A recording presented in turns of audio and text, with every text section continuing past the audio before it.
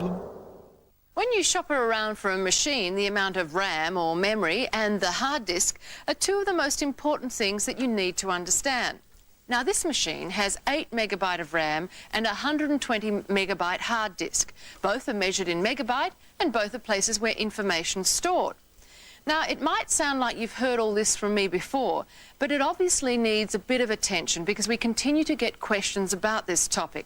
The questions often concern messages that you see on your screen saying a computer is running out of memory when there are lots of megabytes of hard disk space left. The most important thing to understand is that a disk is a permanent storehouse for information. When you install software or save your work, it's written onto the hard disk. Now, this is the hard disk. The icons for files, which you see on your desktop, represent information that's stored on the hard disk. The free space on your hard disk is for storing more files.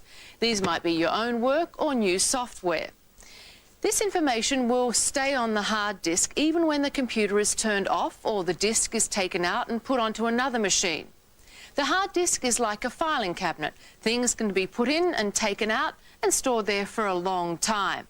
Now, memory works completely differently. The memory is the computer's workspace. When you open a file, the computer loads it into memory.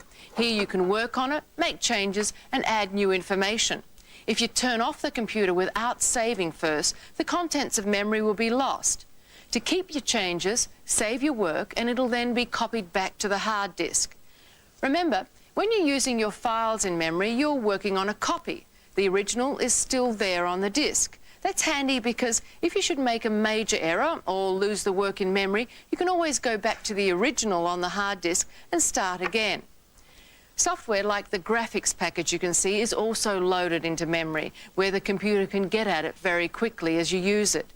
It's when you start to run a very complicated piece of software or a lot of applications at the same time that you're likely to run out of memory. And that's why, even when you have a lot of space on the hard disk, your computer can tell you that it's running out of memory. So, if your computer tells you it can't open a file or use a particular application because it doesn't have enough memory, try this simple remedy.